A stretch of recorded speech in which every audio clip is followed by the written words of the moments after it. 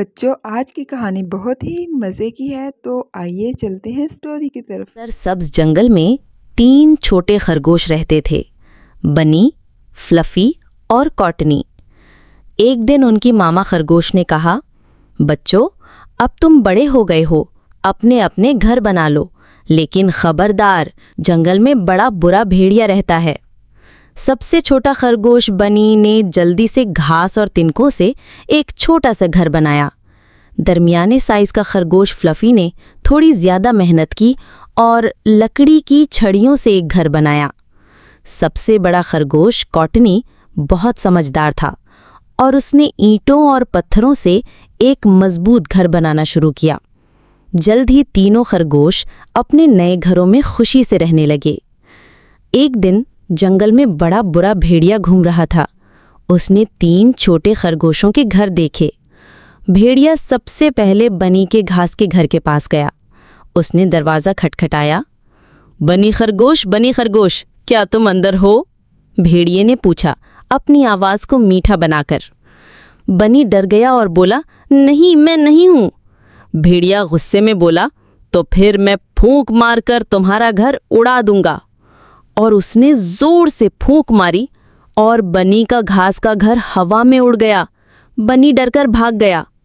बनी भागता हुआ फ्लफी के लकड़ी के घर पहुंचा। भेड़िया भी फ्लफी के घर पहुंच गया और दरवाज़ा खटखटाया।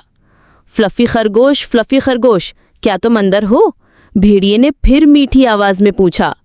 फ्लफी डरकर बोला, नहीं, मैं नहीं हूँ। भेड़िया गुस्से में बोला, तो फिर मैं फूंक मारकर तुम्हारा घर भी उड़ा दूंगा। और उसने जोर से फूंक मारी और फ्लफी का लकड़ी का घर भी टूट गया। बनी और फ्लफी दोनों डरकर भागे। भागते हुए कॉटनी के ईंटों के घर पहुंचे। भेड़िया भी उनके पीछे भागता हुआ आया और कॉटनी के दरवाजे पर जोर से दस्तक दी। कॉटनी खरगोश, क्या तुम अंदर हो? भेड़िए ने अपनी सबसे मीठी आवाज में पूछा। कॉटनी ने कॉन्फिडेंटली जवाब दिया, हाँ, और तुम अंदर नहीं आ सकते। भेड़िया गुस्से से पागल हो गया। उसने अपनी पूरी ताकत से फूंक मारी, लेकिन कॉटनी का ईंटों का घर बिल्कुल नहीं हिला। भेड़िया थक गया और सोचने लगा कि अब क्या करे। आखिरकार उसे घर की छत पर एक चिमनी नजर आई। आहा! भेड़िया चिल्लाया, मैं चिमनी से अंदर जाऊंगा। खरगोशों ने नीचे से ये सब सुना और कॉटनी को एक तरकीब सूझी। उन्होंने घर की चिमनी के नीचे एक बड़ा सा बर्तन पानी से भरकर रख दिया।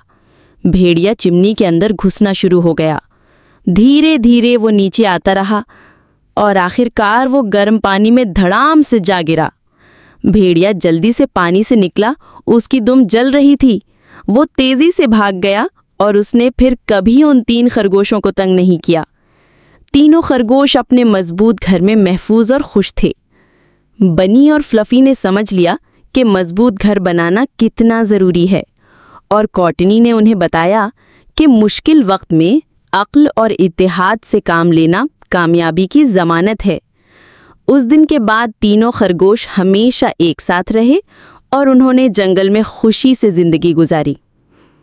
ये कहानी हमें सिखाती है कि मेहनत और मंसूबाबंदी हमेशा लापरवाही और जल्दबाजी से बेहतर होती है, और मुश्किल वक्त में इत्तेहाद और अक्ल से काम लेना कामयाबी की ज़मानत है।